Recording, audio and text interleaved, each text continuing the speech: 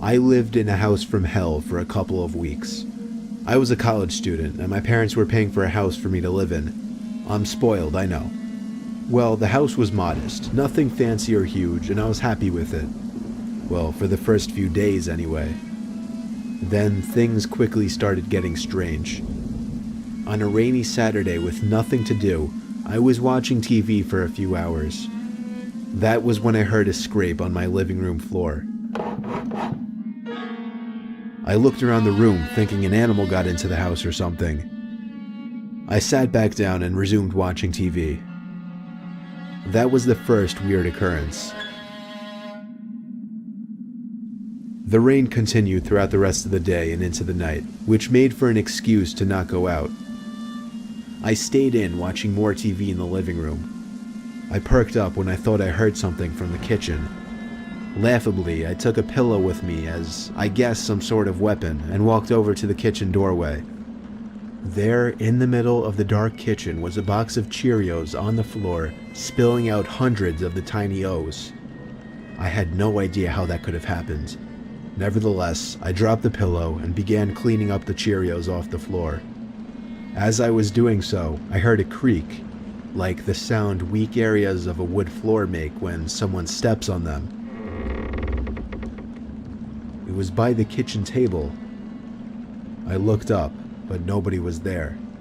I knew I was going crazy now. Every little sound must have been making me paranoid. I cleaned the Cheerios and went back to watching TV. The thunder outside was getting louder as the bulk of the storm seemed to be passing overhead. Yet I found it to be strangely relaxing. That was the last thing I remember, appreciating the sound of the storm outside, before waking up from what seemed to be an hour-long doze. The TV was still on, but that wasn't what woke me. I remember believing I woke up to a bang or thud from downstairs. Regardless, I turned off the TV and marched upstairs to bed. The next day was normal, as was the day after that.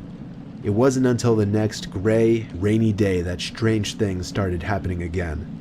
I woke up in my bed that morning feeling like I had been drinking all night the night before. I felt sicker than I'd ever felt with any hangover before.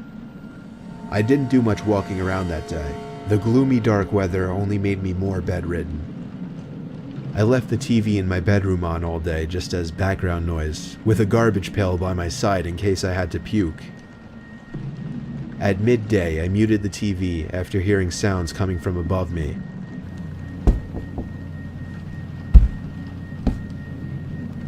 The attic.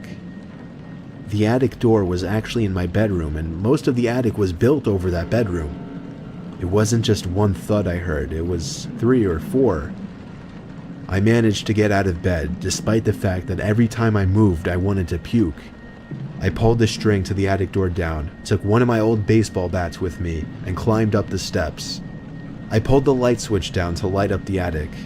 There were a few old boxes that must have belonged to the previous owners scattered about, but I couldn't see any living things to produce those noises.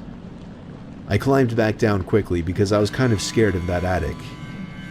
There were no more noises. Until that night. I woke up to, at first, what I thought was thunder, still feeling a bit sick. The familiar sound of a thud from up in the attic gave me chills. I pulled the string to the attic door back down, took my baseball bat once again, and climbed up the stairs.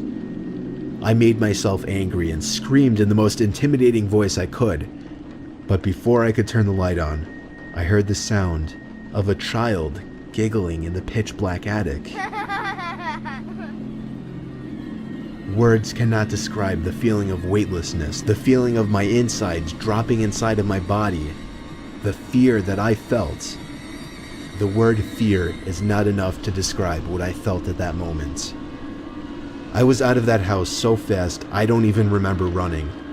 I called my dad in the cold rain and asked him to pick me up.